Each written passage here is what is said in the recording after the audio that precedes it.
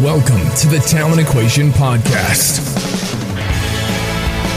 If you are passionate about helping young people to unleash their potential and want to find ways to do that better, then you've come to the right place.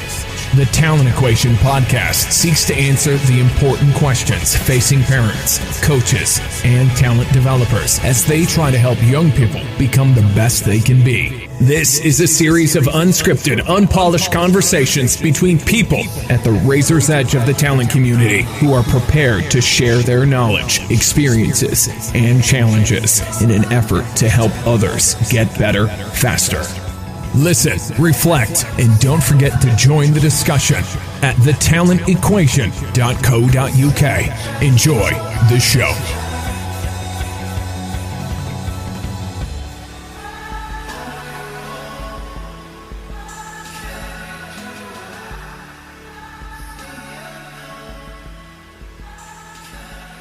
Well, I'm excited on a load of different levels to have returned to the podcast Ian Renshaw. Ian, welcome back. Thank you. Thanks for having me. Yeah. Lots going on in the world that we've got to talk about, not least of which there's a bit of an interesting cricketing series going on over here in England that you'll no doubt be glued to. Yeah, I started off not being glued to it, and then it sucked me in. And Sunday night, I refused to watch before lunch. I thought, I'm not getting sucked into this. We'll be bowled out by lunch. And then I'll be angry. And then I said, if we fall down at lunch, I'll watch. So I started watching at lunch, and then, of course, we lost all those wickets. But we stuck with it. And then, what amazing. An incredible innings, wasn't it? Well, what's been interesting for me is... we're obviously talking about the Ashes to those people who aren't cricket aficionados. The big rivalry between England and Australia. What's been really interesting over here is I went into work yesterday and I sat down, and the amount of people who are not cricketers whatsoever who were talking about it. It seems like the country was gripped by the drama, the story, everything going on. I was very fortunate, or unfortunate if you like. I was down in South Wales, out of mobile signal, completely off the grid. Pick it up. But I had friends who had a bit of a signal, and I was actually we actually ended up playing golf, and they were giving me updates. And I actually think it was a mercy, because if I'd watched it, I think I would have lost my mind. It was you just don't win games like that, do you? No. And 73 to win, 9 down. I'd got the button on ready to just turn the telly off as soon as we lost. And then we didn't, and it was a bit like the World Cup. You sort of thinking, England traditionally just never had any luck, really. People might disagree, but I always think England never had any luck, really. And then the World Cup, clearly we just had every bit of luck going for us. And when it hit Stokes' bat and went for 4, things like that, you just thought, this fated. We're meant to win this. And then, like on Sunday night, you just go, I think this, we've got a chance here. But Stokes is playing out of his skin, isn't he? And to play that innings under that level of pressure, almost like the freedom. It's interesting, wasn't it? He said that he didn't start worrying until he got to 8 or 10 or whatever it was. Yeah. You hear that a lot, don't you? Like going, oh, crikey, I wasn't worried because we got no chance. And then all of a sudden we can win this. And then it switches. And then he probably didn't play as well from that last few balls. He could have gone or whatever. But it was interesting, wasn't it? Yeah, exactly that. I mean, because of course he was playing with all the freedom in the world, because no one had any expectations of them winning. Needing 72 with 1 wicket left, and then all of a sudden, like you say, it's in touching distance now. I mean, I'd have been thinking about that from 30 out, never mind from 8 out. But do you know what was really interesting as well? And I've been really pleased to see him get as much of applaud is Jack Leach. In terms of playing that supporting act, scoring 1 run, facing 17 balls, just basically running 2s, and being prepared to do that for the team. I mean, that takes some doing, to be fair. I think Steve Davis, the keeper at Somerset, has been his batting coach, hasn't he? Okay. And spending a lot of time working with him, and he tweeted something going, you wouldn't believe the heartache and the effort he's put into this.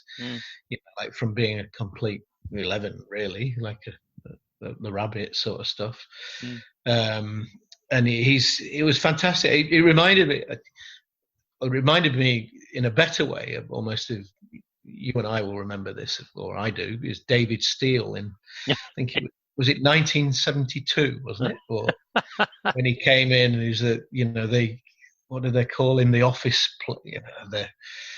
he just had the little round glasses, and he took on Lillian Thompson or Lillian whatever. But this was the same thing. He just took his glasses off, cleaned them up, put everything back on. Off we go again. But, And I mean, it was a great podcast. I don't know, it was on Tough as All. No, it was on Aggers, I think, interviewed him for TMS, didn't he, afterwards? And he's going, did it put you off when Stokes wasn't watching? He said, yeah. He said, you wouldn't look. He said, how much trust did he have in me? He said, but it was all right in the end. But, another great story, isn't it? But with him, because I think he was called for throw-in, wasn't he? And, right. A long time ago. But going back to what you were saying about the luck, though, I mean, if you just take that final over as an example, I mean, firstly, the amount of shots that Stokes hit that literally only just cleared the boundary, and then if you take that final over where Leach, basically goes for that crazy run, and I mean, he's stone dead out, and Nathan Ryan essentially drops the ash. And all that stuff, and then the LB, but the review they'd used, you almost feel like, right, that was all clearly. But it's interesting how I think the narrative would have changed had they stumbled from two, if they'd got out, which, and England are pretty good at this, by the way. They're pretty good at doing stupid things and getting run out unnecessarily under pressure, and that would have been another example of that. It's unbelievable. It's been a typical England heroic failure, wouldn't it? Yes, exactly. Oh, well, we tried. Alison's going, oh, at least when we've got saying, oh, at least they really tried. I said, no. It's not about really trying, is it? This is it. This is the series. The game's done. The series is finished. Everybody will be back to watching United, Liverpool, and whatever. if this is a defeat. I'm sure we'll circle back to cricket at some point, because obviously it's a joint passion. But I feel like we've got to get down to business, as much as I'd love to talk about cricket with you. First and foremost, I guess one of the things to talk about is I had one of your co-authors of your new book on recently, Will Roberts. And so I think that might be a good starting point in terms of just I guess talking about the new book and kind of how it came about and some of the key themes in it, and then hopefully that acts as a springboard for the conversation. Yeah, I mean, it was an interesting way the book developed, really, because Keith and I were talking about, I can't remember, we were talking about a continuum or something, and then Keith, so I've actually got, Will and Danny were talking about a similar thing. So we met up when I was over in England a couple of years ago, and we met up in Sheffield, and we said, well, let's write a book together then. And then the challenge is getting it out while everybody's got full-time jobs, and those guys suffer. And I think English academia is, as you're doing a lot of teaching, so it's finding time to do all of that stuff as well as write a book at the same time.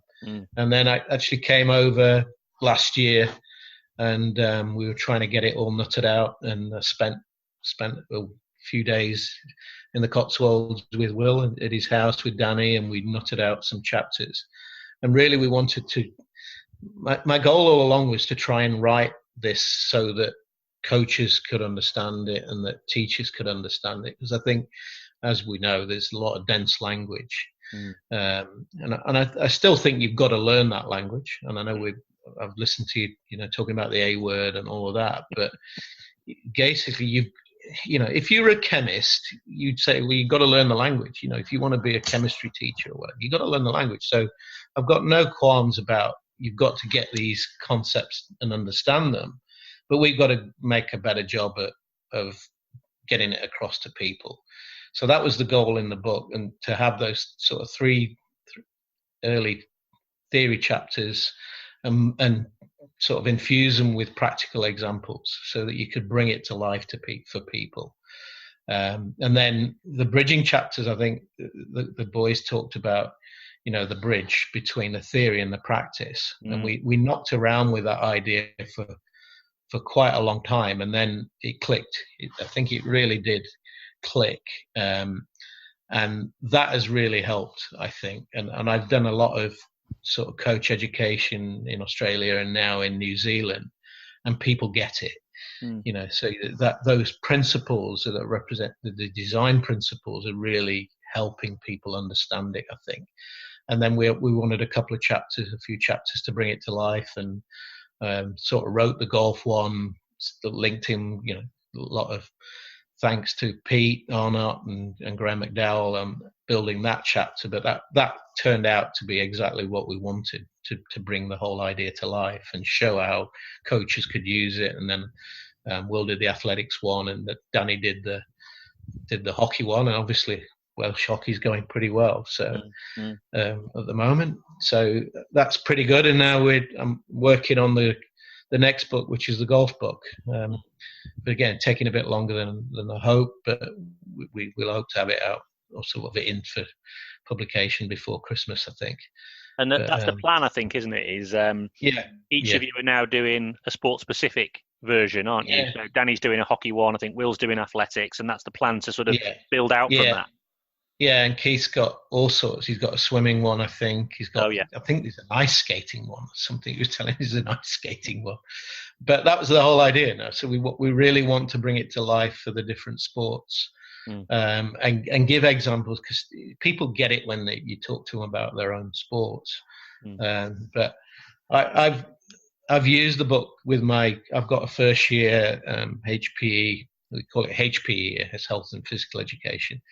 I get told off if I just call it PE, but I've got a skill acquisition for teachers unit, and I've basically tried to break the concepts down in the lectures, but then really do stuff practically with them, trying to explain the concepts, trying to get it. And there's a couple of things I've added in, a lot more than I had before. And one of them was information, the importance of information in the environment, and sort of did that even before affordances, so really talking to them about what information is there in the environment. And we had some great little discussions in lectures, so if you're a fullback in rugby and you're under a high ball, what information are you going to use to determine whether you're going to counterattack, kick it into touch, and the conversations between the students, what they come up with was brilliant. And you're going, right, now they're getting the idea, and we got to say, well, it depends where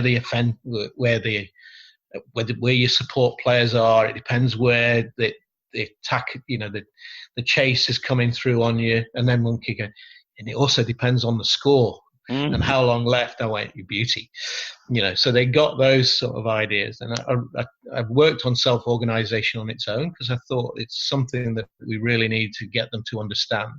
And then everything else around the teaching or the coaching process is about supporting that self-organization. And then did constraints after that. And then we just finished with perception action coupling, which again, using little experiments and practical examples to try and get those concepts across to them. And then from then on, it's going to be about putting it into practice. And representative design, I think, is obviously crucial around that. The role of variability. I think one of our big breakthroughs in the book was the design of the dials, and trying to get away from this us versus them idea of block versus random or block versus variable. And we were messing around. I just came up with this idea of a dial in terms of how representative is the task that you set. And it really, it's up to you. You can, what information is present in that environment. And the game is 10, or that you give it 10 out of 10 if you're actually playing the game. Well, what would you give your practice? And if you're down at 1, that means that sort of, we made that sort of a red zone. But it's like if it was, my favorite game of t-ball, like if I want to develop softball skills or baseball skills, or hitting off a tee gives you a 1. It's a red. It's in the red zone. Now you can do it, but you've got to really justify that for me. Like what are you losing from doing that? What are you gaining? And try and justify it for me, because we know that when you take it off a tee, it's going to be different. So really, can you turn that 1 into a 3, or early on in the session maybe? So and then can I ask you about that? Because just to bring the idea of increasing variability to life for people who are listening, who might not quite get what we're talking about here. So if hitting off a tee is a 1, firstly, why is it a 1? Well, that on a representative learning design, that's not variability. So there's two dials, one about variability and one about representativeness. Right. So the representativeness is really about perception action coupling, isn't it? You've got, it's my favorite Greg Chappell quote, isn't it? If you want to play off a tee, this is for cricket. If you want to hit a ball off a tee, go and play golf. Otherwise, we've got to learn to hit a moving ball. Mm-hmm. So if it's not moving, we're not learning to couple it. And my favorite little video that I use a lot with a student, and this week it's gone down really well, is that the little baby ping pong player. I don't know if you've seen that little video. I think I have, yeah. The little lad on the table, and you're going, okay, so how is he learning to hit a moving ball? And I love asking coaches, is this coaching or not? And, half of them go, no, that's not coaching. And then others going, yeah, it's absolutely brilliant coaching. But the key thing I think I've been working on is this search, explore, exploit idea. Learning is all about searching for the solution by exploration. So is this an exploration activity? Are you promoting exploration to find the right way for you? Now, if it's at the beginning, well, maybe.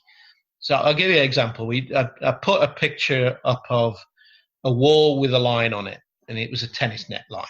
I'm going, is this a good affordance for learning to play tennis? And I referred them back to Gibson's line of for good or ill. So an affordance could be useful, or it could actually be for ill. And we had a great debate about whether this wall was useful for learning to play tennis or not. Well, I'm going, well, if I'm on my own and I'm 8 and I've got no mates, which is not, and I want to be a tennis player, and there's a wall and a ball and a racket, why wouldn't it be good? Why wouldn't I learn to hit a ball against a wall? All right. So you're going, okay, then in terms of variability, I might just be standing and hitting a ball against the wall and be low level of variability. But before long, because I'd get bored doing that, I'd start adding variability in. So I might hit it across from my backhand to my forehand. So I might just keep going back and forward. Then I might go, well, actually, I'm going to slice one, or I'm going to, chop it. Then I'm going to charge the net or whatever and pick it up. So I'd be adding variability in my own exploration to just keep the thing interesting. So is it good? Well, obviously not as good as playing against an opponent on a court, but maybe I'm not ready for that anyway. In terms of learning to hit a moving ball at that point in time, a wall and a ball and a racket is all I need. So we don't really need that level of representativeness at that level with the beginner. It's just about learning to hit balls. And then we can go, ideally I'll go and play with a mate, or I'll play with my dad or whatever. But why wouldn't you? Even if you were playing, that's extra practice. It's extra hitting balls. And it's the stuff we do as kids, isn't it? You'd be kicking a football against your fence outside your house, or the curb or whatever, if you were on your own, if your mates weren't around. So it's still practice. And I remember the Charltons up in Ashington, didn't they, when Bobby Charlton tried to get all these walls built so that you could get kids kicking against the wall and everything. And he, like we were saying before we came on air, a 1v0 is still a game. And I put because we're in Aussie, I put the little clips of Bradman against the water tank with his stump and his golf ball. It's a game, and he's making it, he's seeing it in his head. So in that case, we don't need high levels of representativeness. We don't need necessarily high levels of variability. But what we want is the ability to vary that and think about that. So I think the main thing about the dials is it makes people think about it in terms of how much representative you need, versus what do we don't need. And of course that links with who you're working with. And I think what's really important about that, and so when I do quite a lot of workshops on practice design for coaches, and I think one of the things is that's a light bulb moment, I think, for people when they understand the idea of how you can manipulate both variability and representativeness to design an environment that has enough information in it, going back to your point earlier about information, Yeah. so that it represents something about or something like the game that the individual then has that experience of. But not too much, because as you quite rightly point out, sometimes if you have too many variables and it's sort of too representative, then actually the individual can't attend to the particular areas of action that are required, and so they're sort of too distracted, really, and then you don't bring about you don't help them to focus on exploration and discovery in that specific area. So the skill is reducing enough, but not so much that it becomes in the red zone, like you say, and then it's nothing like the actual activity itself. So we developed the dial, and then we started thinking about colors. So for the representativeness, up to about, I think it's about 7 or whatever, it's green. So that means everything you're getting there. But no, sorry, I'm going the wrong way around. Thinking about this in variability. So you've got you've got an amber zone, and then you've got a red zone. So 10 variability in the red zone means complete chaos. Too much chaos almost, and probably very high levels of failure. So if you want to go into there, why? If you want to go into that red zone, you want to take them beyond and make them fail. Well, why? And it might be you've got a very good reason. Somebody might be getting a bit big for their boots and think that they're the bee's knees, and you just need to, well, just go and play with these guys for a bit, and you just experience that. All right, are you quite as good as you thought you were? Oh no, probably not. Right, come back down here a little bit. But one of the things we wanted was an amber zone, which is that you'd call it the challenge point, or the area of metastability, instability idea, where for a period of time you want to put them in that zone in the lesson. So you want to just push them beyond what their comfort zone, or whatever words you want to use, but you deliberately design that in, and you don't stay there for all the time, because we've got to think of the psychology of this. So my former colleague Tony Oldham, he used to say, we want them to feel great at the start, we want them to go away feeling great, and we put the difficult bit in the middle, and by the time they've gone home, they've forgotten that. Right. But we want to stretch them out. So you've got to feel good when you come, feel as though you capture them, just like any lesson, isn't it? You capture them in that first 5 minutes, and if they're succeeding, having fun, enjoying it, great. Now we'll squeeze you a little bit in the middle. We'll make it hard, and then when we go away, we want you going away feeling brilliant again. So you come back again next time. And of course, over time, that challenge point should change. So if you were doing it in an invasion game, one of the concepts we developed was that, and it's not novel, is the game intensity index idea of the number of people in a space. So you divide, let's say we've got a 30 by 30 field or pitch or whatever, and we divide the number of players in that by, and it gives us a value. So that's the game intensity index. And it was really funny. So I was looking at that in terms of game design for kids. And of course, because people are pragmatic and expedient, like the Football Association here had for the under 8s, we can have this minimum size by that for the maximum size. Well, but still the playing numbers were the same. Now that changes the intensity by double. And I looked at professional football, and I just made a judgment call of most of the time you probably got 20 players in a quarter of the field. Right. And I remember watching, we have SBS over here, so we get some of the Premier League games on a Saturday night free. And I was watching City versus Burnley a couple of years ago. And I just went, it just struck me. I just looked at the picture and went, crikey, stop the telly. So I stopped the telly and took a picture. And there were 20 players in an area much smaller than that. So City just flood that area, don't they, when they've lost the ball? And you're going, right, how are you playing in that? How are you good enough to actually play in that tight space? So if I just measured it, the intensity would be phenomenal.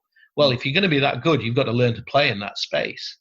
So we can model that. We can actually model that in our design and go, right, well, what can we do? If we have a 4v4 game, what space do we need? And you can actually use it as talent ID as well, I reckon, is that how good are you? How good can you play in that space? Or do we have to make it bigger to start with? You know, they did it really nice, and I think it was Robertson did some work over in AFL, wasn't it? They looked at the time in training before, when you received the ball, how long before you got clattered. And it was about 5 seconds or something.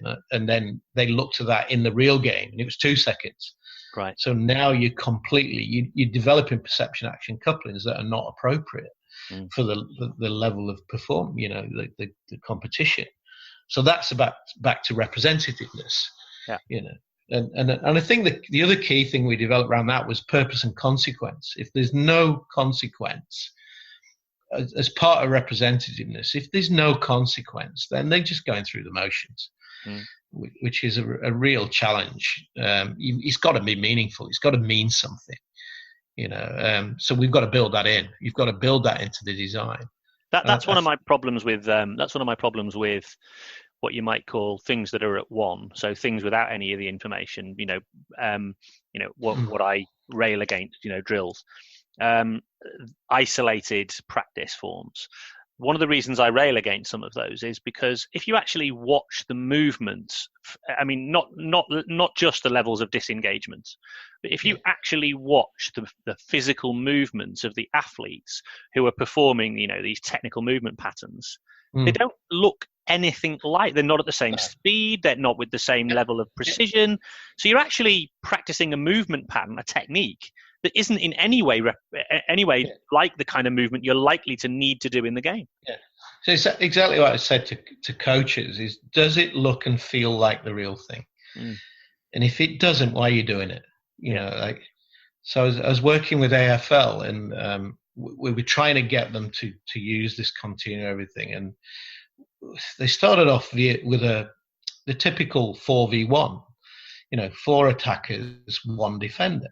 And these are elite. These were level 3 coaches and above. So they're working with good players. Yeah. So I'm not saying that you wouldn't necessarily do that with beginners, but these are good players. I said, tell me how many times in a game you see that? You know, there are 4 attackers and 1 defender. Oh, never. All right. Well, why are you doing it? Okay. Why are you doing it? And then eventually we got to a 6v6. They call it keep-offs here, or keepy-offy game. You know, keep the ball. But it was 6v6, random passing everywhere. So I said, well, you know, that's closer, you know, 6v6. When does it matter which direction the pass is? Yeah. Well, why are you letting them pass anywhere then? You know, and then so we drilled down to it. So when would you see this in a game? What are you trying to simulate?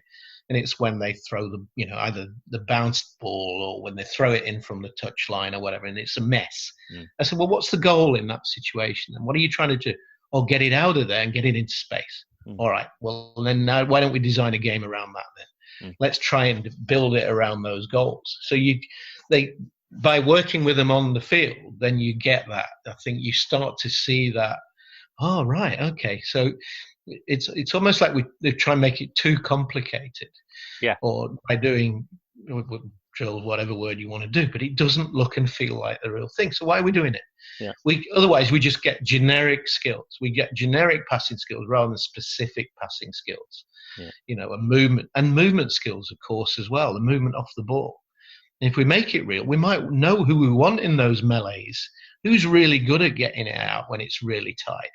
You know, who's not? So who are we going to put into those and flood those spaces or whatever? But you only find that out by actually making the practice. It's like a scenario, isn't it? It's like what's the word I'm looking for? Like a slice of the game, or moment in time. In time, or a piece of the game that you can do. We did it when I was up in Canada, like in terms of the same sort of thing of, you know, 4 square games. You're going, well, what are you trying to do here? What does it look like? Well, getting out and playing in tight spaces. Well, where in the game does it look like? And in the end, we came, well, it's off throw-ins, you know, like it all gets compressed. And you're going, well, if you get out in 1 pass, would you be happy? You know, you're playing 2-touch or whatever. Well, if you got out in 1 pass, would you be happy? Yeah. What happens if it took them 5? as long as we got out, I'd be okay. It's not brilliant, but as long as we kept the ball. Right. Okay. So why are you making it 2? You know, so because you're giving the answer to the defender by making it 2 anyway, you know, and it becomes difficult. And I just said, I remember Zidane in a World Cup game with 5 people around him on the touchline, and you go, and he's cooked. He got out. Yeah. You know, he found a way of getting out. And I think we've got to find ways of promoting that, and it's got to be done in realistic-ish situations when we can. There's a quote from Andrew Wilson that I use quite a bit as well. And again, this is another penny dropper, which is, he said, variability isn't noise, it's signal. And I think part of the reason I think a lot of people do 1v4 is their assumption is, 4v1, is their assumption is that they want the 4 not to have too much noise. So we have the 1 in there to give them some noise, i.e., an individual who could create an amount of chaos, but we don't want too much chaos, because then the 4 won't get much passing goes, so therefore we reduce it down. But actually, by doing so, they're getting rid of all the key signals. And one of the reasons I believe that people have said a lot about, particularly in the UK, we're just not technical enough. I'm talking about football specifically. We're not technical enough, so we need to do more technical work. And the reality is, players in England absolutely are technically adept. The problem is they're technically adept in scenarios that are unrealistic. So they can do it when there's no pressure on them. When they haven't got, like you say, like City flooding an area, they can do it. But the minute somebody puts pressure on them, it all goes pear-shaped. So they've basically learned a movement that's only suited to a certain level of pressure.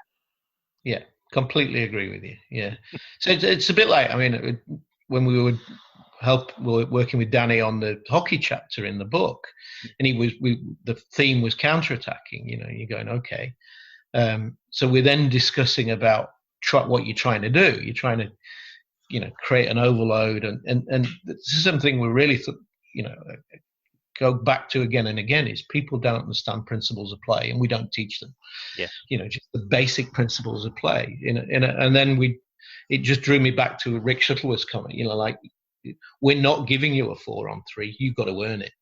Yeah. You know, because otherwise we're giving you the answer. If exactly. You've already got a free answer. So that was designing the hockey chapter around, you know, okay, you've got to earn your 4-on-3, but what we might do is give you some brief opportunities where there is going to be an affordance. So we're going to give you, if you know, the first defender, when they've got past, they've got to wait 5 seconds before they can come back in, or 10 seconds, whatever. So now you've got a brief opportunity of a 4-on-3. Now, can you exploit it? Or we're going to deliberately put a defender out of position, you know, and then can you see that? Can you spot that? And then do you know how to exploit it? So it's creating that in your design, isn't it then? And like in rugby, getting people to understand that the inside centre's coming up too slow. You know, so the line's crooked, the defensive line's crooked. Well, okay, so what does that mean? How do we attack that? Well, we've got to try that, you know. So you can do that sort of thing with defence. It's almost back to Villepro, isn't it? From years and years ago. It's not new in a lot of ways, but we don't do it enough. We don't create that, and we don't get them looking for the affordance. So it might be that spend too much time, in my view, on the movement that would be required to take advantage of that opportunity for action, but we don't develop that movement whilst also creating that opportunity for action, because it's always going to be subtly different each time, because the movements are always going to be different. But the idea being is that why learn the movement and then go, right, now I'm going to go into this opportunity for action, right, I'm going to use what I've learned. Now, that's not to say there isn't value sometimes in learning to move in a different way that would then potentially give you the advantage. But what we're saying is that as much as possible, you want to be trying to create that scenario to see how the individual adapts their movements to be able to take advantage of it. And when you learn, it's this idea of like decision making. It's a little bit like it's a separate thing. We'll do decision making over there, but we've got to do the technical stuff first. Well, no, the technical stuff emerges because of the decisions you're making. I also think people, when they talk about decision making, a lot of the time it's just thinking about passing. Like what decision? But actually, a decision. Where should I stand to receive the ball? Is a decision. Yeah. So as Duarte Raju say, the decision is the action. The action is the decision. You make. So just even at where do I stand? Where do I look? These are decisions. So by having that mediator in the middle, you're forgetting that, and people forget that. So we did a little task in our class today where I'm trying to get them to understand that perception and action are coupled. And the other thing we're working on a lot is on functional movement patterns. And we just keep saying, what's a functional movement pattern? It works. But it works for this individual at this moment in time. It might not look like the textbook, but it's all they've got. Yeah. And you often use the example of badminton over here because they're rubbish at it. So I like doing badminton because they all come from tennis backgrounds. Yeah. So when you give them a badminton racket and a shuttlecock, they want to play drive, so they let it drop and they're hitting these forehand drives and everything. But eventually when you tell them, you say, well, you've got to take it above your head. They freeze up the degrees of freedom. They go to tap, like all the stuff you would typically see in a kid in a lesson in England with 11-foot. They freeze up and they tap. Okay, and you're going, okay, well, is that a good technique or not? No, I want them to do this. Well, you might want all you like, but the first goal for them is just to hit it. And they've found out a way of doing that by freezing everything up and tapping it. So your intention might be to have a beautiful clear or drop shots or whatever. You've got to go through this phase first. So your intentions have to be in line with what they're capable of doing and what their intentions are. Yeah. My only way of winning as a beginning badminton player is I'm just going to keep getting it back over and hope my opponent misses it. Yeah. Because I don't have the skill to hit it, with subtlety and variability and so on and so on. Yeah. So eventually we can. But there's a really important point is your intentions have to be in line with what their intentions are, but also their capability is. Yeah. I think that's really important. And I think we forget that, in the search for having this perfect pattern.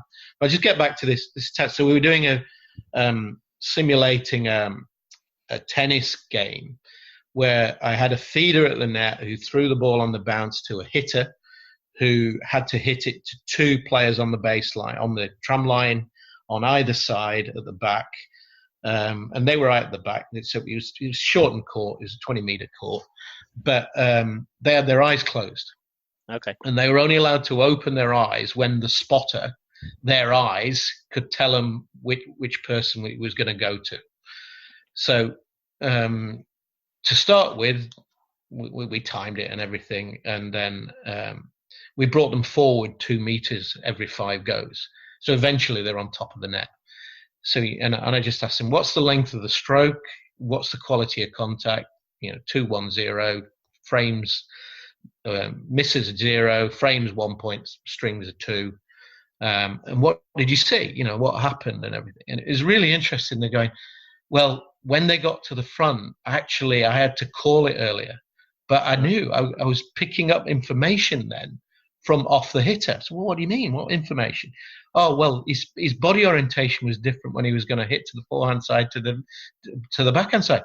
So before he'd even hit it, you knew where he was going to hit it. Yeah.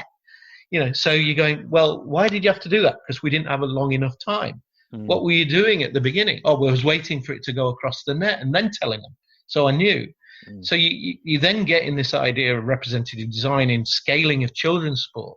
If I want them to learn to pick up the information in my opponent's action, I've got to constrain it to make them do that. Because if I give them too long, if I play them on a full-size court, they're never going to have to learn to do that. So you're squeezing it up. And it's something that we worked on in the game design of cricket when we were scaling the cricket games.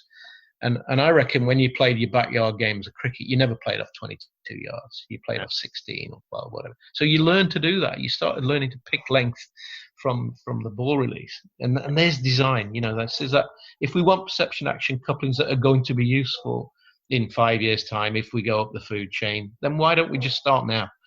And actually develop that rather than a movement pattern that's not going to be of any use further down. And of course, you do that sensibly. Yeah. I'm not saying you're going to completely fail, make them fail all the time, but you learn to pick up those cues if you have to. You don't have any choice. And there's lots of options at our disposal. So I spent some time with, I've kind of got back into, interesting you talk about tennis. I've got back into tennis recently. I loved the game. My mum she was a major fan of Bjorn Borg, and I got really into Wimbledon, all that sort of stuff. And so had a few kind of like went along to the kind of introductory lessons that you have when you're about 8 and all that sort of stuff. Sort of learn some rudimentals and all that sort of stuff. But pretty self-taught.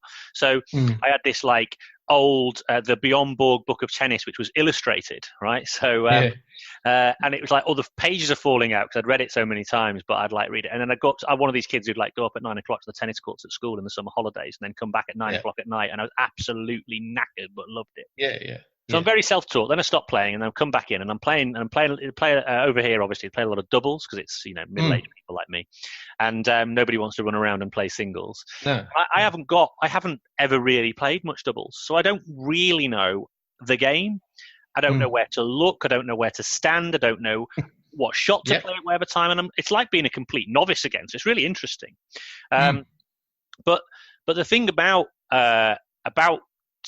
playing tennis as a game is I went and had a lesson with or a coaching session with a brilliant coach actually based in London who really is into the constraints-led approach and wanted to speak to me and find out more about what to do. So we went along, and he did some work with me on my second serve because I was sort of struggling with my serve. I kept dumping it in the net. So I'll tell you what he did. He took me outside the fence, outside the court, and he got me serving over the fence. Right. Get the idea of hitting it up. Really great little use of essentially a physical constraint. Nice. Anyway, we were watching sessions going on with a group of kids, and he said to me, right, so we do these like racket manipulate. Well, firstly, the session was running and jumping and stuff, so what they call fundamental movements, right, for the first 20 minutes, which for me was just a massive waste of time. They're there to do tennis. But then, I know. And then, well, we might as well get into that. But anyway, and then, then there was the bean bags and all this sort of stuff. And then there was like, ball manipulation with the big red balls that they use and all that sort of stuff. And I was saying, why don't you play like a little game, but, like use the courts and play almost like a game where you have to bounce the ball onto your own court, and because we haven't got enough space because there's lots of kids and we haven't got enough nets. And I'm saying, well, look, just use the lines and create little mini courts and. Oh, but they wouldn't be skillful enough. They haven't got enough racket manipulation. And I said to him, well, what balls are you using? And he goes, what do you mean? I said, well, what about using one of those like mini super lightweight footballs? They're really bouncy, really light, really easy to use. So you could just use that equipment, change the equipment to help make it easier. Use a balloon, use a beach ball, whatever it might be. He's like, we need loads more balls, don't we? I went, 100%. Because you can do these tasks. These kids can do these tasks if you give them the right equipment. Yeah, and that's how we always learned, isn't it? In when we were young, really, before there was coaching. I remember, lying on the couch on a Saturday afternoon in the winter, batting balloons up and down, watching Wales smash England at rugby or whatever in the early 70s. Not knowing that was a bad thing at the time. But that's how you did it. You're just messing around, finding things to know. I've got a PhD student with me at the moment called Carl Marshall, who's a teacher at Brisbane Grammar School, and he keeps sending me clips of little things he's doing with his kids, these little ones, and it is balloons, it's hitting with spatulas, and and then tennis rackets, playing cricket in the back garden, and it's great fun. He's having a ball with it. I've talked a lot about backyard games. You never play a backyard game of cricket with a bat that's the full width. No. You don't get out enough. There's not enough goes at batting. That's right. You make it super thin, don't you, so that everybody gets out a lot more. I've got downstairs. I've got 40 assignments to mark of my best backyard game ever. Oh wow! So get the students to do tell me your story about your best backyard game ever. I've been doing it for quite a while. It's brilliant. It's so much fun reading them. And then how would you use that concept? So what do you learn from that about your teaching? And it's really funny. And you do this on coaching courses tell us about how you became good. And I was in India about 3 years ago doing one for the BCCI, and the 24 players on the course had all played first-class cricket. It was the best cohort you've ever seen in your life. and they start getting all excited by the way they learn. They play gully cricket and tape tennis balls, and one guy played first cricket, never used a proper cricket ball till he was 19.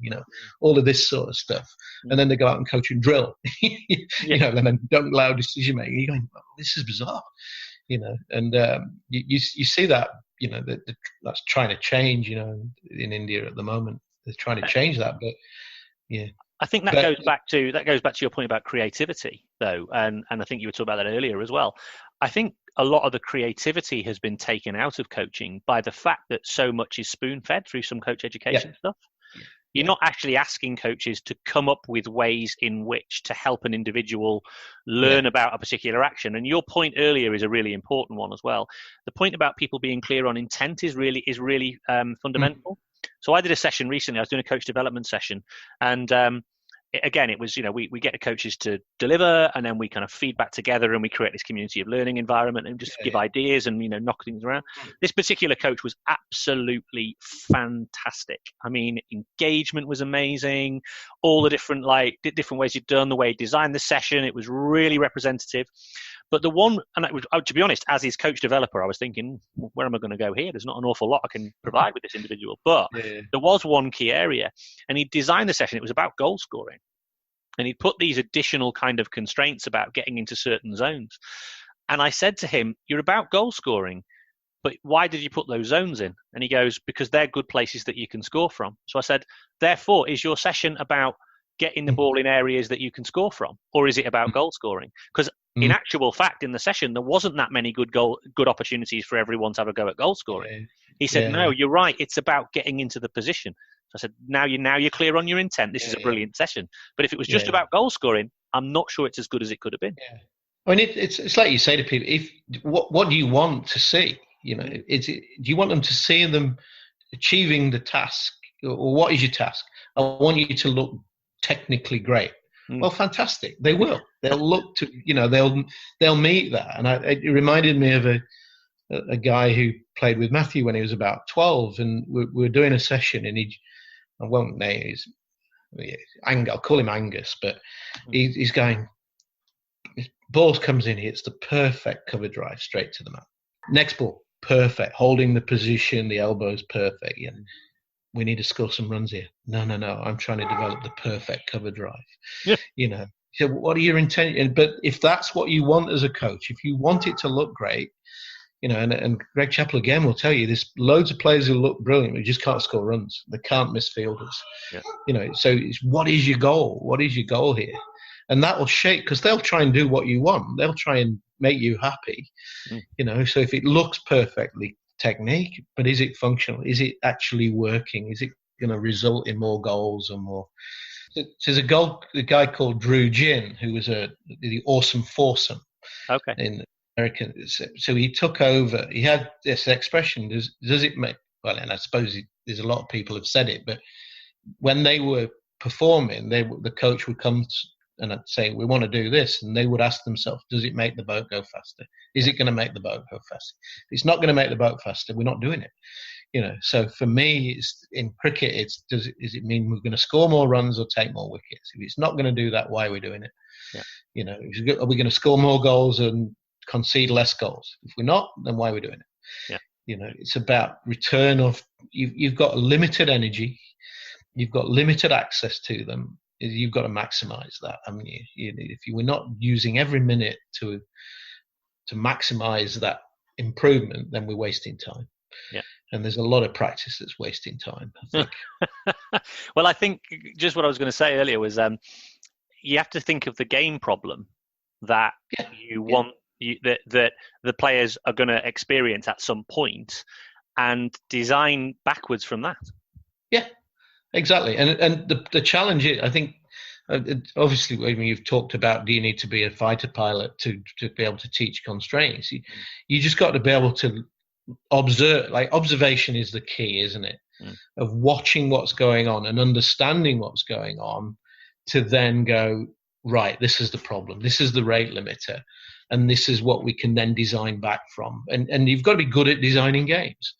And when we were kids, you used to be doing that, and I'm not convinced that they do that enough now. So we've got kids coming in who probably aren't playing as much backyard as we did. So we've got to try and promote that skill again. I remember being at Loughborough, there's games making, like make games up, throw some equipment out, right, make a game up, let's go. And that's what we've got to develop those skills more and more of, so that we can then be creative in our own coaching or our own teaching as well. And then on top of that, being adaptable. So that, it's very rare that my practice design is spot on first time. There's usually a manipulation I have to make it to dial it in and make it tighter. And equally, the players adapt pretty quickly, so then I have to adapt with them. So, if they start to be able to pick up on things really quickly, I have to make an adaptation based on them.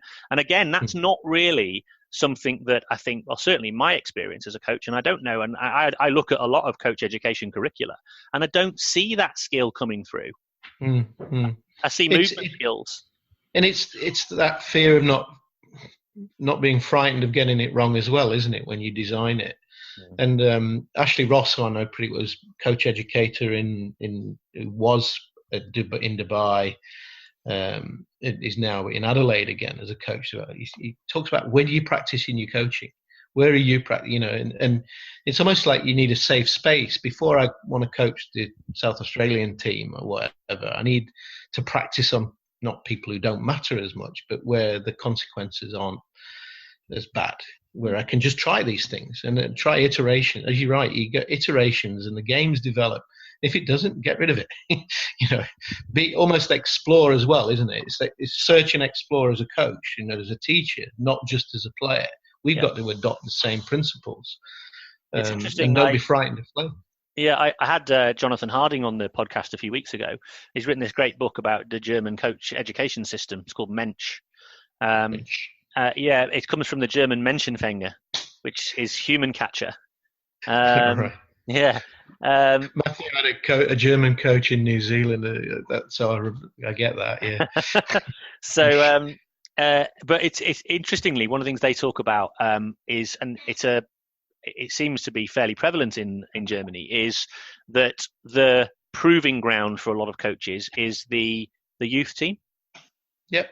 And then learn to coach. Exactly. And then they recruit them into the senior team, having based on their experience at youth team. I'm not sure that happens as much, certainly from what I've seen anyway in the professional era over here, where it's almost like the youth team coach is seen as, oh, well, that's a specialist role for you, but you're not going to have the qualities to make a senior team coach. They don't really it's not even like used as a proving ground. Whereas in my mind, if I was thinking as a kind of if I was going to create a talent development system and I was a governing body or I was a major sports franchise, I'd be thinking, right, I want coaches who understand our philosophy. So we've got continuity. So that's going to be my pipeline of coaching skill. I could facetiously say the best football manager of all time went through that process, didn't he? Yeah. Starts Sunderland, goes to Hartlepool, goes to Derby, finishes up winning 2 European Cups with Forest. Yeah. So he's gone through his apprenticeship, without. And a colleague, Lee Wharton, did his PhD on coach stuff, and he found that exactly the same. People like Wayne Bennett, they went through these apprenticeships. They learned in a probably less pressured situation. They learn how to coach and learn how to manage people, I guess. As well. So it's interesting, isn't it? It is. Just going back to, I'm going to go quite way back. So when you were talking about the dials earlier on, and you were talking about one being, in the red zone and not having enough information. So the other way around. So I'm trying to remember. Sorry. Yeah. So red is too much chaos, too much info. Yeah, so for variability, red is at the top end, so it's 8, 9 to 10. But in representativeness, it's at the bottom end. Oh, I see. So it's 1 or 2 in the representative. So it completely decouples perception and action, or like hitting off a tee would be a 1, an example of a 1 for cricket or whatever. So from the concept of representativeness, hitting off a tee is 1. Just to give people a very practical example of how they take this up. If you were to go to a 3 in terms of representativeness, what would that look like from your perspective? Okay, so there's a few people would tell you there's no point doing anything but facing bowling. Yeah. So I I don't know whether I said the story last time I was on with you, that the day after Matthew was born, there's a guy called Ralph Middlebrook, who was a coach at Yorkshire, came up to Teesside when I was there, and we were doing a review of the course or whatever, and I knew him from when I was at Carnegie, and he said, well, how are you going here? I said, I had a little boy yesterday, and he said, do me a favour, and he said, bowl at him from day one. I said, what? He said, he's got to learn to couple that or link that to that. Yeah. And he's on a theoretical level, he's absolutely right. So he's absolutely right. So I tended to bowl a hell of a lot. I like to talk about bowl downs rather than throw downs. Yeah. So I might get down on my knees and bowl it, or and I might use tennis balls. So I use task simplification and stuff like that. But I can see there's potentially a place for an underarm at times, but that's a moving ball then, isn't it? So you're learning to hit a moving ball, and I know in the level 1s and 2s in the 80s, it was the bobble feed. Yeah. Like in interesting, I think it'd be Booney, I think, probably, or somebody like that, saying actually the bobble feed is the hardest ball to hit because you've got to hit it with a vertical bat. So you're going, okay, so that might be a 3, a bobble feed where you just bounce it along the ground at them, or an underarm, whereas a 6 or 7 might be an overarm. But then, of course, there's all the information around that in terms of where the fielders are, and so you can simulate that. In that, for me, it was always try and get out in the middle and bowl balls in the middle with pop-up goals or cones as fielders to be representative of the fielders, and then don't hit to the cone and practice missing, basically. So I put representativeness and variability sort of together in my concept. I have a kind of reconceptualization of Danny's what he calls the environment design framework, and I call it this like funnel of variability, which is probably a bit of a misnomer, but anyway. And as we move up and you go through the funnel, and you have more and more information sources and more possibilities for action, and more and more technical possibilities, obviously, the game forms sort of change in terms of titling. So for me, like a 1, I would have as like you say, the T, and then a 2 would be like a feed. So it's still isolated, but whether it's an overarm or an underarm feed is still like a 2. A 3 would be a bowl, and then I'd probably be adding in some dimension of a shot that needs to be played in a certain area, to use a cricketing example. So that's what gives it the 3. It's now a bit more contextualized, because there's not only a reaction to the ball being bowled, but there's an action possibility that needs to be performed, and there may be multiple action possibilities. A 4 then might be that you're trying to score, and maybe there's another runner and that sort of stuff, and so we're building up to closer towards the full game. And there was never an intention to try and have a table of this is a 1, this is a 2, this is a 3. Right. It was all about understanding the concepts, and then you make a call of what you think it is. Got it. And if somebody comes in with a 4, you're going, right, how could you make it a 6? What could we do to make it a 6? Or if you've got a 6, what could we do to make it an 8? So it was never you get it wrong, that's not a 2, that's 3. It's just your call in a lot of ways. Yeah. But then talk about it. Talk about what information is there and what is missing. Yeah. And see if we can squeeze it further up. If we need to, if you want to at that point in time, but understand if you don't, like if I use a bowling machine, what would I give a bowling machine? Well, it's a ball traveling at me. Well, is it a cricket ball or is it a rubber ball? It's a less representative throwdown, isn't it? Well, it's so we know that changes the way that you move when you hit the ball. But we still use them a lot. The cricket. Well, a lot of people still use them. I've one in the garage. It's been there for 6 years. It's never been out. I won't go near it. And then when he has to do it, he sulks. On the bowling machine today, it's rubbish. I don't want to face bowling machines. I want to face bowlers. That level. That's what you want. But then, of course, it's finding bowlers who can be allowed to bowl and are representative of the level that you're playing at.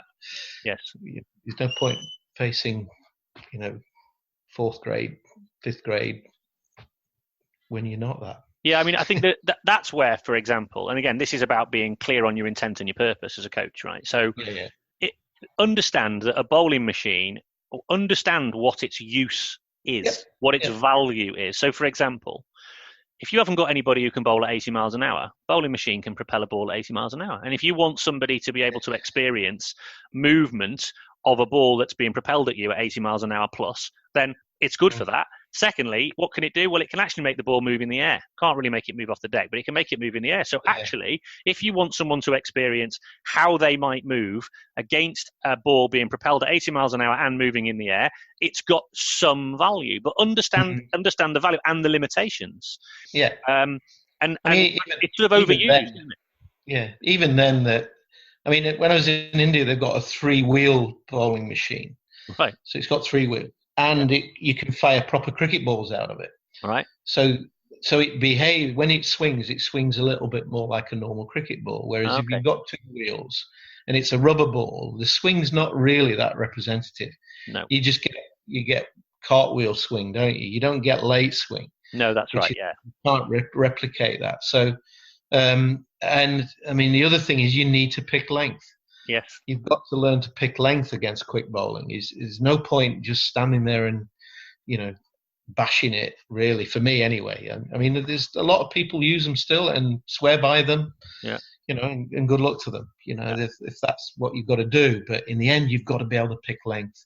So I'd rather say we've got a 75 mile an hour bowler and we know we're going to have to face 80 or 85, just bring them forward.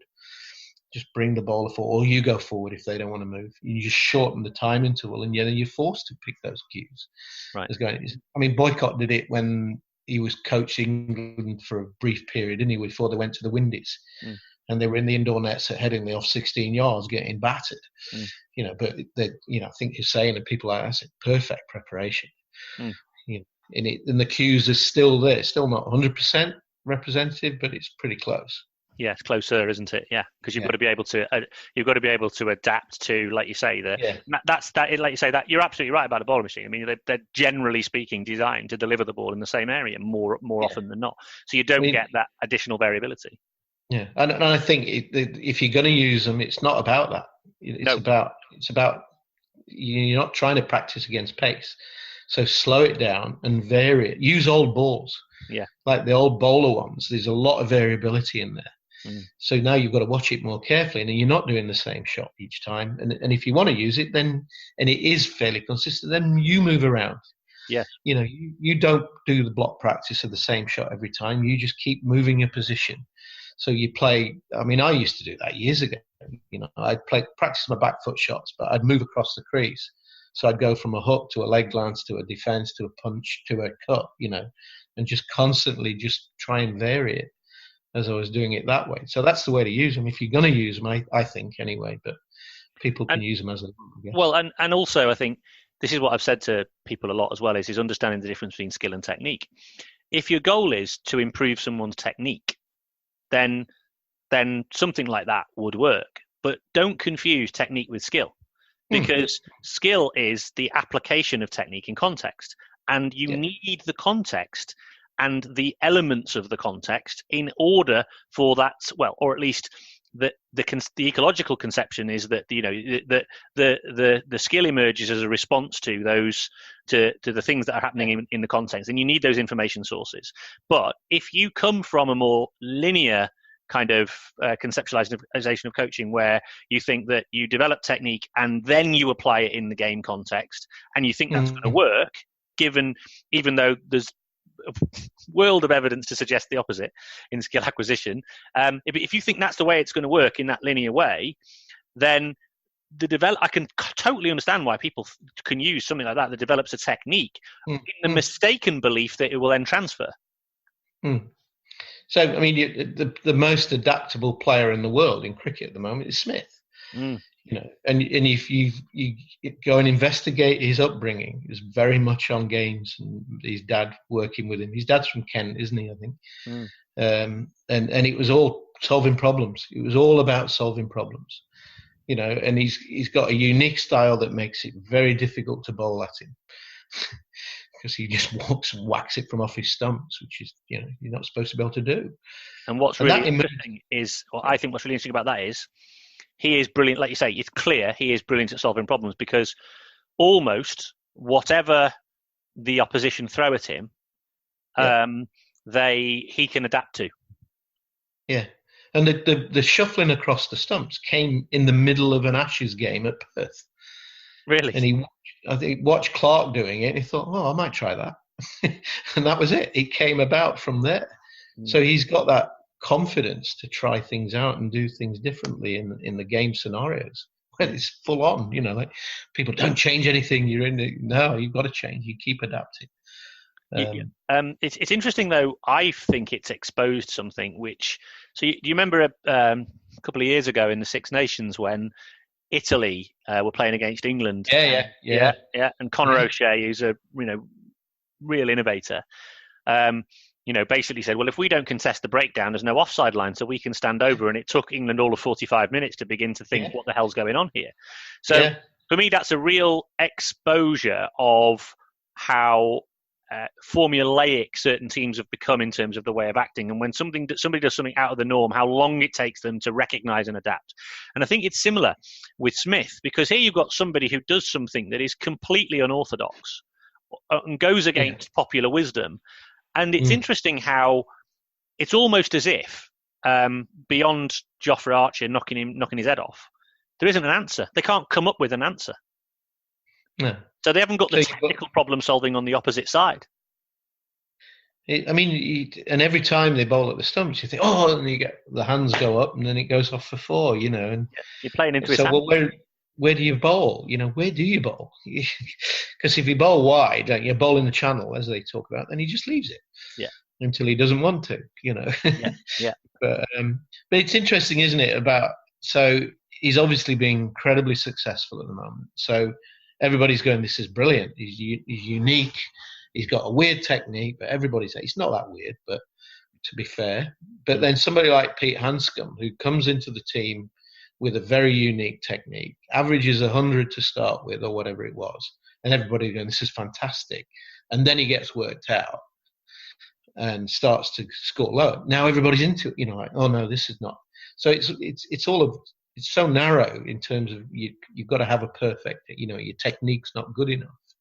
But everybody's got weaknesses in the techniques, but that means you're strong somewhere else, isn't it? It's very much like cricket. You remember, you strengthen your offside, it weakens your leg side or whatever.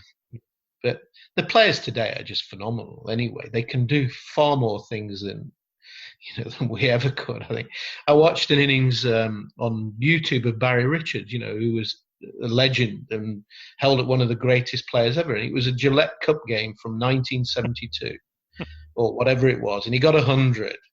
But it was just, to me, looking at it 30 years or 40 years later, it was a run-of-the-mill game.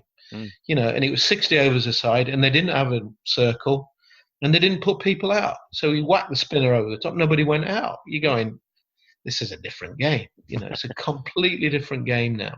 And you've got to be more. They've got far more shots. They've got a high level of skill. The bowlers, this rubbish. There's no fast bowlers today. There are. They're quick. But anyway. And just talking about it, this is why, for me, my emphasis on coaching under 11s is on presenting them with game problems. Yeah. And to discuss, you may have heard me talk about this before, but I'd be interested just to get your thoughts on this. So I decided this year that I was going to design a game based on 3 aspects of the game or design a game form or a practice form that was going to work on 3 aspects of the game that I thought would be really important. So this is under 11s. They play hardball cricket. Incorrectly, in my view, they play 20 overs and you're out. And prior to that, there is actually now three formats. There's a softball format, there's a hardball format, which is 8-a-side pairs, and then there's this 11-a-side game. This is 11-year-olds, isn't it? 11-year-olds. So in my view, they should all be playing pairs, really, because they should get lots of goes. Everyone should get the same amount of goes. There should be limited consequences to getting out, albeit there are consequences, as opposed to seeing kids who get out second or first or second ball and then crying. that's no fun for anybody. Now, you are learning important things, but you're learning it at a time when you haven't got the emotional strength to be able to deal with it. Now, bring it in later. But anyway, that's by the by. But so they're playing this game, and I'm thinking, right, so these kids have got to play this game. Right, what do we need to do to help them maximize their chances of playing, in this format? We play in a kind of loose league format. And so basically, none of them have necessarily got the strength to hit really big shots. Some of them can hit some nice big boundaries. But generally speaking, so I said, right, what you're going to be able to do, what I think I want to do is to be able to run singles, bowl one side of the wicket broadly, as much as possible, but bowl one side of the wicket and full. And then the other one was... and then fielding-wise, and fielding is the key, is go for run-outs, but never give a run away through an overthrow. So that was it, right? Buzzers, no buzzers allowed. Yeah. So we started off, and I designed this game, and I call it the pressure cooker, right? And basically, it's based on the battle zone concept that I think you developed with Greg, didn't you? But I haven't got the netting, so I had to design something similar. So I just create this really short boundary. It's about 20-meter boundary, even less than that maybe. And they can't hit over it. If they hit over it, they're instantly out. But they're batting as a pair, and they can stay in. They get 3 lives, and they can stay in as long as they've got lives. If the fielding team do an overthrow, they get an extra life. The batters get an extra life. So the fielders aren't getting them out, and they're not going to get their chance at batting. But if they get out caught, bowled, or they hit it over this boundary, or they get run out, obviously they lose their lives, and they can stay in for as long as they like. And initially, I made it that it was hit and run, because I wanted them to get used to the idea of trying to hit a gap. Because if you don't hit a gap, you're going to get run out. And I wanted the fielders to get loads of chances of throwing the ball at the stumps and all that sort of stuff. Now, what I subsequently learned through bit of a mistake was that making it hit and run took away the decision of whether to run. And so in a later game, we lost one game all season, and in that game we had about 4 run-outs because they just went for it. And this team were okay. And so then I discovered, right, they're allowed 2 dot balls in an over, and on the 3rd dot ball they have to run. But they can obviously run on the other balls as well. So they've got a decision as to when to run and not to run. So I did change it and multiply. Bit later in the season, I came up against this coach said to me, he says, "Your team are really well drilled." And obviously I bristled at the D word, but I said, "Well, they're not." I said, "We just play a game." But what was brilliant to see was to see how they were responding, and then they self-organize in terms of backing up. It's all happening. They really get in. They really challenge each other if there's an overthrow, all this sort of stuff. But some of the fielding just unbelievable. They're really intense in the field. And the batting and the running. We're scoring at 4, 5, sometimes 6 and over just on singles, and then you get the odd boundary here and there. Fascinating to watch. So that reminded me when we first came here, Matthew got in the Queensland primary school team, and Sam Hain was in that team. He's with Warwickshire now, so Matthew was playing up a year. And they went on a camp, and the coach, who probably didn't have much of a cricket background, right, was insisted that they hit and run because he wanted more singles. And we did it in Bundaberg on a pretty ropey outfield against Bundaberg under 15 Bs who weren't that good. So it worked, and they went to the carnival first day and had 5 run-outs against Victoria. Completely blown away. So you're absolutely right. So there's a couple of things I wrote on that. In 2010 in our book, I wrote about the singles game. I don't know whether you saw that. Yeah. Where it was basically before you can hit it into gaps, throw it. Just throw it and run. So now you've got to go where you've chosen where to throw it. Yeah. And then you slowly bring in, you could use tennis rackets, use feeds and whatever. And then in the 2015 book, I developed a game called Double Play, which you probably enjoy, and the kids would really enjoy, where 1 day circle, 6 fielders, keeper, 2 batters. You can't hit it outside. Well, let's say you can't hit it outside the 1 day circle, but you've got to run a 2. So you have to run a 2. And the only way they can get you out is to run both of you out, or to run the same person out twice. Right. So immediately the ball goes, you're trying to hit it into a gap. There's this, it's, 3 on each side, which simulates the game anyway. You pick the ball up, you've got to make a decision. Do I go to the keeper? Do I go to the bowler? But of course there's no bowler. So somebody has to get to the stump. So this is something that I want to develop, because I think they got lazy in getting to the stumps, kids. They don't, you watch the senior game and they don't get to the stumps enough. So who's getting to the stumps? So somebody's got to go there. So then you start to develop hit or hands. Like you've got to throw at the stumps to hit, or is it a pass? Yeah. Is it a pass to somebody over the stumps? It's Cummins and Lyon. Cummins and Lyon, yeah. Hands, mate, hands. And then, of course, somebody's got to run round to back up, because just in case. So somebody then backs up. They're running 2. So even if you run one out, you've got to run the other guy out. So then the ball's got to be switched to the other end. Right. So now he's got to go to the keeper. So the keeper has to run up to the stumps and learn to catch it and throw. Because our keeper at the time was a makeshift keeper, and he kept dropping the ball when he ran up to the stumps. So you simulate that. Somebody's got to back up behind the keeper, because if you have overthrow, you just keep running. And it's a beautiful game. It's so much fun. Yeah. And when we develop that, you've got decision making, you've got the running between the wickets, but you've got backing up. It's a team. It's team self-organization, really. Right. But to be able to do it, you've got to be able to throw reasonably accurately, and you've got to be able to, intercept the ball or pick the ball up, whatever. I mean, the hit or hands thing is really fascinating, because actually that's something they all these like 10-year-olds, they all want to throw. They all want to hit the stumps. Yeah. But then they find that the ball's gone out, and then the batsmen have got an extra life, and then they're running extra runs. And you think, and then they start to begin to think to themselves, right, that might not have been the best decision. And that's a great teachable moment. Then, as a coach, you can then bring to life for the rest of the group or for that individual.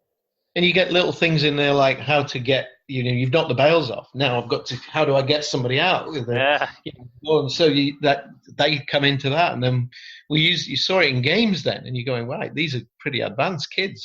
All you've done is play games with them, haven't you? But there's a lot of teamwork, and to start with, you just let them. We did it in India when we were over in India, and the coaches wanted to jump in. I said, no, stop. Let them work it out. Then at the end of the game, we're going, right, what do you need to do better? Yeah. What could you have done even better this time? So they sit down and go, you don't give them the answers. Let them come up with the answers and learn. There's a lot of, no, we can tell them. We're knowledgeable. We want to share our knowledge. Of course you are. Yeah. But we want them to understand it. One thing I wanted to ask you about, and again, I'm conscious that we're geeking out on cricket again, but one thing I wanted to ask you about is one thing I've been really struggling with, and I've been playing around with different ways of doing this, is so the vast majority of them, because obviously they're using a proper wooden bat, and it obviously has a bit of weight, and and because we haven't spent a lot of time on the development of the technical side, mainly because I've got large numbers and I want them to all get lots of experience of cricket. Now, some of them then take what they've seen in the game, and then they obviously go in the nets. Quite a lot of them go in the nets afterwards, because that's where they go. We never go in the nets. Or they'll spend time in the week, and my boy does, and he's got some friends, and they all go up there and play different shots.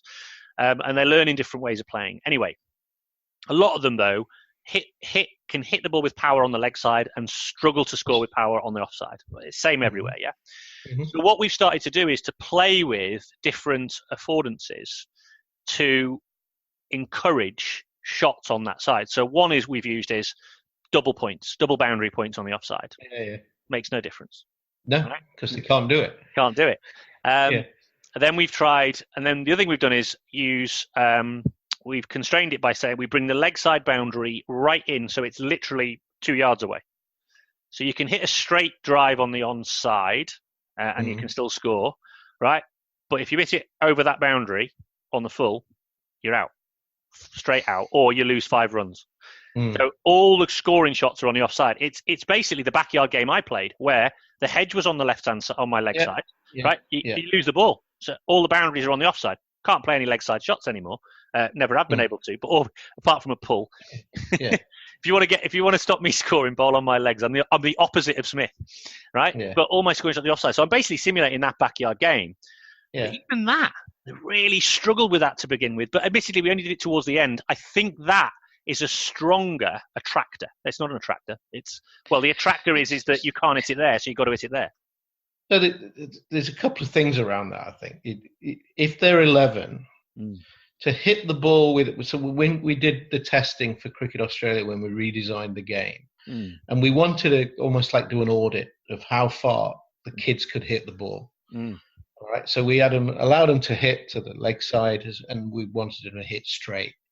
Okay, well, the only place you can hit with any real power if you're 11, unless you're a big beast, is with a pull or a hit, because you're using all your body. Yeah. You can put all your body behind it. Hitting it onto the offside, you can't use your whole body. You've only got your arm. Or you can, but it's very difficult. Yeah. And then to hit the ball straight, even 14-year-olds, the best they could hit it was about 40 meters at the best ones. So you don't have that power. You don't have that strength.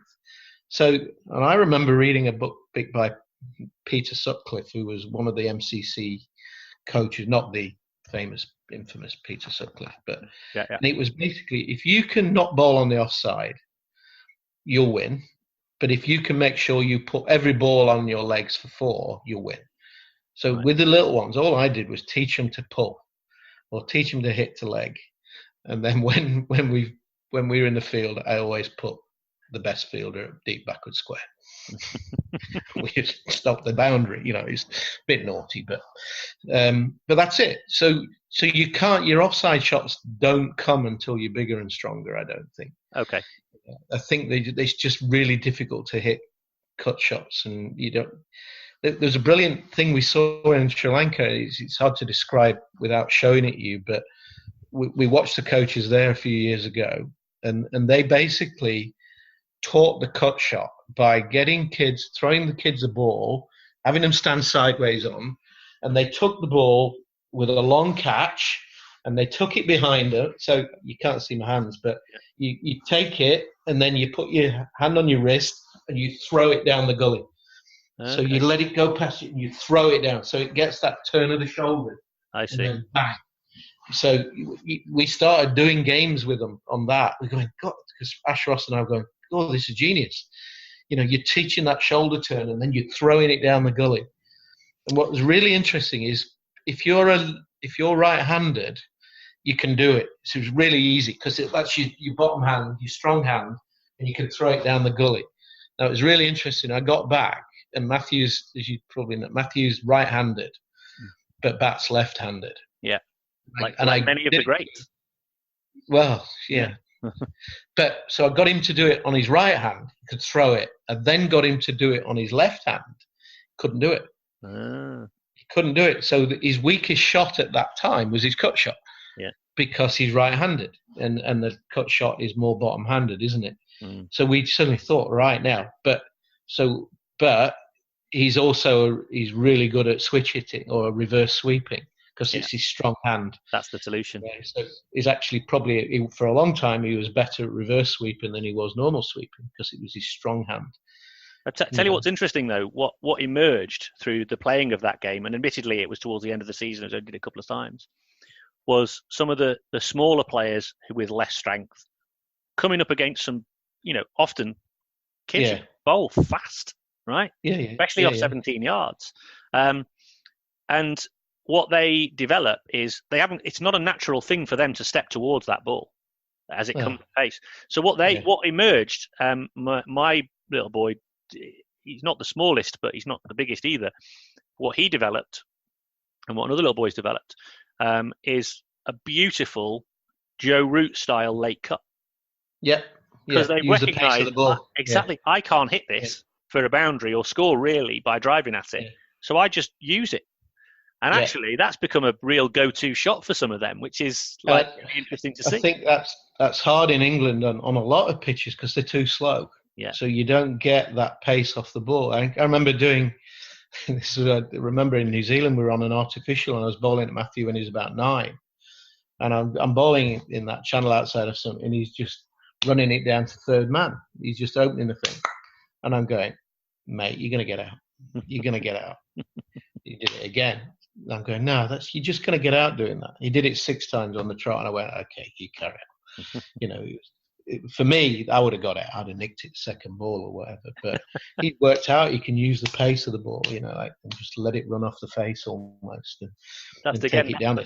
Again, that's the response to what they're seeing in the information. Yeah, they don't have the strength and the power to hit it back where it's come from. Yeah. But if I let it run off the face, it's exploiting the information. It's exploiting the ball, isn't it? Well, I want to be mindful of your time, and obviously we've been talking for quite a while. Just one thing I wanted to just finish on. A little bit before we started recording, but also just through this day, you've made reference to self-organization, and something you said earlier on was this idea of, and this is an example we just touched upon there, of you talk about a constraints-led approach, but you feel that maybe it's a better way to describe it would be self-organization under constraints. So I wonder if you wouldn't mind expanding on that a little. Well, yeah. How do I explain that in easy terms? It's basically a solution will emerge, won't it? That is the best fit for that person at this moment in time, and that's under those constraints as well, I think. And if we can get them to understand that will happen to a degree, and then we manipulate the constraints. I'm not doing a very good job of explaining this. What could I use as an example? I've got an example I saw I took some students across to India, I think, and we coached. There was some coaching swimming, and a very structured coaching in India on swimming. And the group we were with were going, "We're very good. We don't beat the kids." Or the school can beat the kids.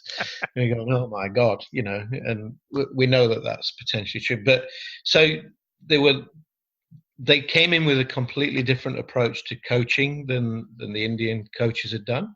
And one of the girls came and said they were watching this boy swim, and his kicking was very, very slow. So he was basically, his arms are thrashing around, he was doing crawl. But the only way he was keeping going was by thrashing with his arms. She said, so I wanted him to kick really hard. I wanted to get that, that fast kicking action. So what she did, she manipulated the control parameter of stroke rate of the arms. So she said to him, we're going to play tick-tock. So when tick-tock, tick, so every time your hand goes in the water, tick, you can't, and tock. So she slowed the stroke rate down. Now, the only way that he could stop himself from sinking now was to kick like mad. Right. So she used it and I said to her, you just used that. You've created a control parameter. You just don't, do you know what you've done? It was brilliant. But she got that reorganization from that constraint of controlling the stroke rate of the hand. So it's like the design of that environment that leads to self-organization, isn't it?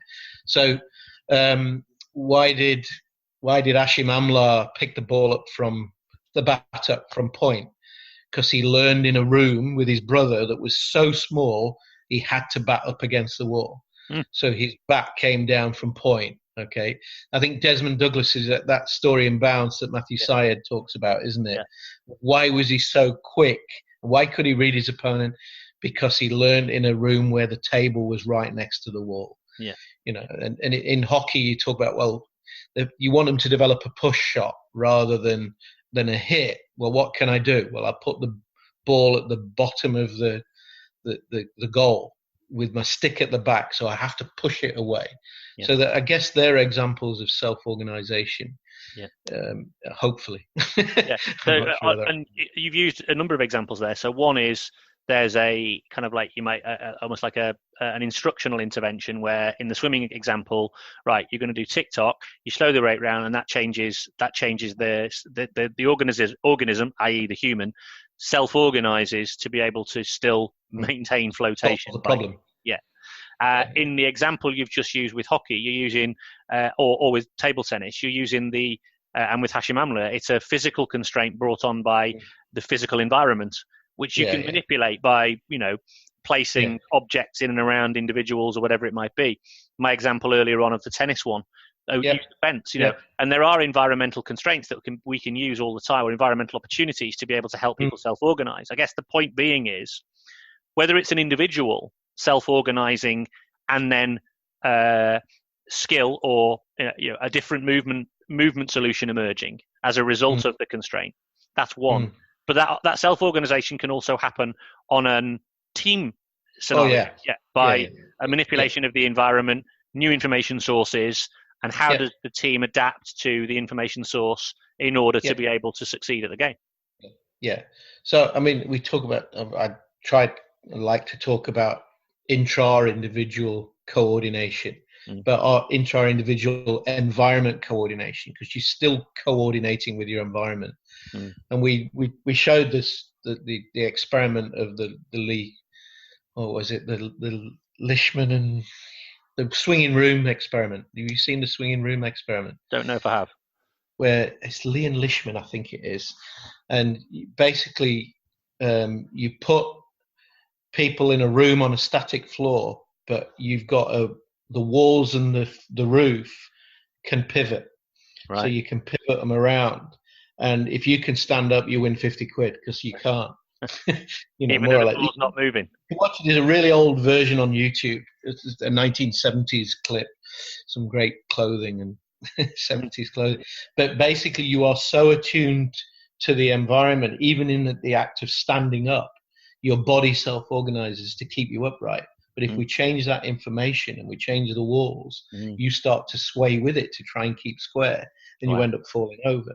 So that's a really good example of that you are so connected to your environment, that you don't realize. Even just something as simple as, subconscious as standing still, and we can manipulate that, I guess. But the team coordination, that's inter-individual coordination, isn't it? Inter-individual environment coordination.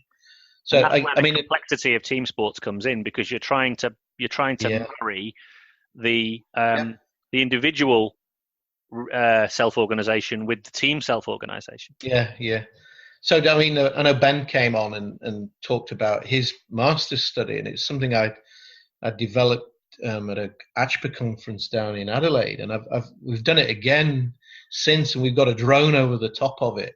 Wow. So I've just done it with my first year, and we can see the drone. You get flocking. So as they're going from one square to the next, we'll have to wait and publish it, I guess. But you get, as they're coming across a bridge from one, as they're dribbling a ball to the next box, you have to go out and go through a gates on the side of the box, and we get a bifurcation. So we get the flocking that goes on. It's just like watching birds and stuff like that. But when there's chaos in that environment, you get that self-organization of solving a way around the situation to get through to the other side. And I've done it. I've done it this year with rugby, like carrying a ball, with AFL, with basketball, and with soccer. And it's really interesting when you go to soccer here, because a lot of them are not soccer players. Everything slows down because they've got to be in control. They can't control the ball by going too fast. As soon as it's a basketball, they're banging, they're flying through the environment, or a rugby ball where you're just carrying it. They're running. You can see this difference in pace. So the self-organization just takes place based on I need to slow down to be able to control this football. So I've got to kick it, and I can't, very well. It's really interesting to watch. Well, listen, I'm really appreciative of your time, spending time, and I'm very conscious as well that you've got a meal that you need to eat there that's probably gone cold, that'll need reheating. Curry pie, it's all right. Yeah. Again, people who might not have picked up on the first episode we did, it's one of the early ones actually. Definitely worth going back to that one. And we've definitely covered some new ground today. If people want to get in touch, remind everybody, where's the book available from? I know there's like a gold-plated version that's like 180 quid or something. Oh, crikey. Yeah. I've got the paperback because I'm a cheapskate. Yeah, me too. Well, it's a Routledge book, so I guess you can get it through Amazon or any of the book depository or whatever, or potentially bookshops. I don't know. I'll link to it in the show notes if people are interested. Probably through Amazon. But, it is available. Yeah. We wanted to try and keep it so that it was readable, and the feedback we've had, I think, has been okay. The feedback from coaches is that it's okay, good, they're enjoying it, they get it. So there's a few big words in there, but you can't help that, I guess. You've got to learn them somewhere. I think that's the point, though. Like you said at the start, it's a book that people will. It does challenge you in terms of understanding some of the concepts, but it's a great introduction to the concepts because they're applied, so you get the understanding of how they'd be applied. Yeah, and I think the tools that we've put in there, like the constraint designer, the environment, choosing your environment, environment designer is really useful. And then the lesson planner is really working well. And it's based around, 3-4 concepts within there. And then you really have to go through this whole idea of constraining to afford and thinking about the affordances that you want them to focus on, and then linking constraints and affordances, I think, is working really nicely. Yeah, that's really important. It's led me to start to explore the idea of whether we should talk about a affordance-led approach. Yeah, definitely. And it's getting those two concepts together is quite challenging. But you think about it in terms of what information you want them to be able to pick up. Yeah. Where are you trying to invite them or direct their search by the constraints that you bring in? So scanning the environment, looking for it.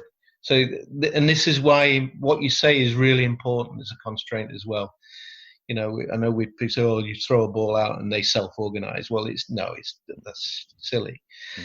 So what you say is a really important part of that process as well as what you do, and that part of what you say then is about that facilitating that self-organization, but allowing the space for that self-organization to take place through exploration, and not jumping in too early and trying to correct it, giving them some time, to let them work it out, and that's a really important part of it, I think, as well. So that framework is working really nicely, and I think it gives people some framework to latch onto in their design. But I mean, anybody interested, obviously I'm at QUT, just email me, and anything about game design I love. So it's what excites me, what keeps the game interesting, or keeps the job interesting, and working with people and trying to solve problems is what I really enjoy doing. Brilliant, Ian. I really appreciate your time. No worries. Thanks for having me on.